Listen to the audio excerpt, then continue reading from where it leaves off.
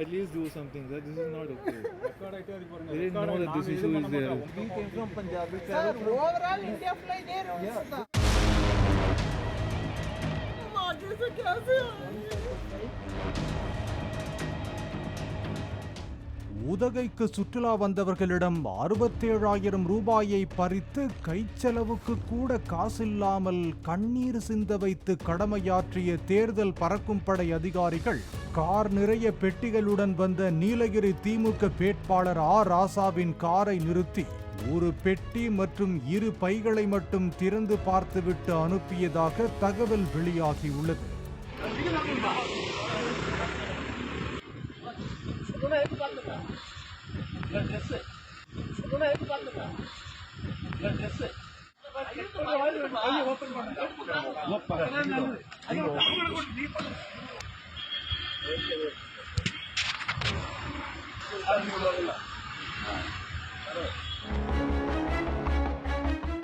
நீலகிரிக்கு தனது படைப்பரிவாரங்களுடன் சென்ற திமுக வேட்பாளர் ராசாவின் காரை தேர்தல் பறக்கும் படை அதிகாரியான குழந்தைகள் வளர்ச்சி திட்ட அலுவலர் கீதா என்பவர் மறித்தார்.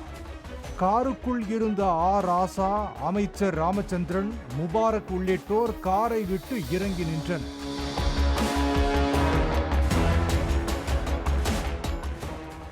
ராசாவின் கார் ஓட்டுநர் காரின் பின்பக்க டிக்கியை திறந்ததும் நிறைய பெட்டி மற்றும் பைகள் இருந்த நிலையில் ஒரே ஒரு சிறிய பெட்டியை திறந்து காண்பித்தார். உடனே ராசா மற்ற பெட்டிகளில் ஆடைகள் இருப்பதாக தெரிவித்தார்.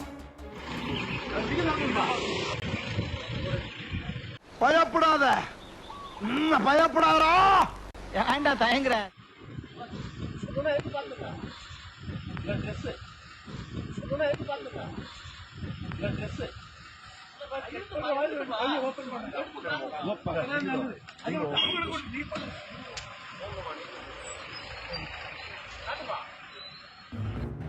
இதையடுத்து டிராவல் பேக்கை திறந்து காண்பித்தார் ஓட்டுநர். அப்போது சிறப்பு காவல் உதவி ஆய்வாளரை பார்த்து அமைச்சர் தலையாட்டிய நிலையில் காரை சோதனையிட்டதாக கணக்கு எழுதி கொண்டு அவரது காரையும் அவருக்கு பின்னால் வந்த அனைத்து கார்களையும் அப்படியே அனுப்பி வைத்ததாக வீடியோ வெளியாகியுள்ளது.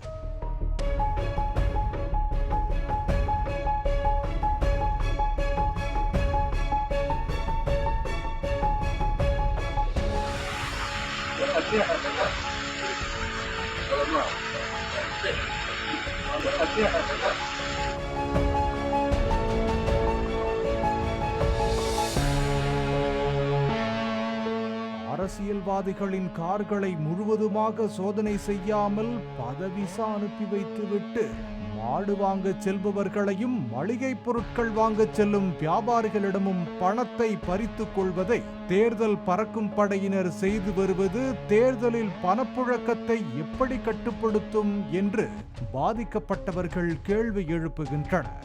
மேடம், அன்னைக்கு நம்ம இவரு நீலகிரி திமுக வேட்பாளர் ராசா வண்டியை சோதனை பண்ணது நீங்க தானா? அந்த வண்டியில வந்து நிறைய பெட்டி இருக்கு, சூட்கேஸ்லாம் இருக்கு. எதையுமே திறக்காம வெறும் 2 இதை மட்டும் அப்படி திறந்து பார்த்துட்டு அனுப்பி வச்சதோட உள்நோக்கம் ஏதாவது உண்டா?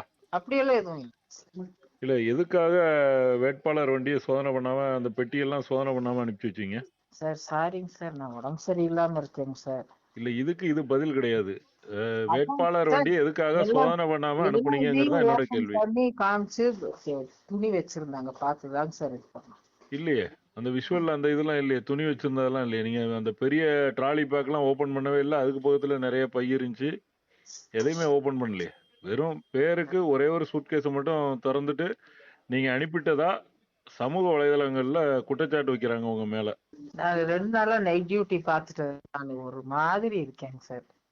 நீங்க அப்படியாங்க மேடம்? திரும்ப எல்லாருமே சரி மேடம், பின்னாடி நிறைய கார் வந்துச்சு, அந்த காரை கூட சோதனை பண்ணாம அனுப்பிட்டீங்கன்னு குற்றச்சாட்டு வைக்கிறாங்களா மேடம்?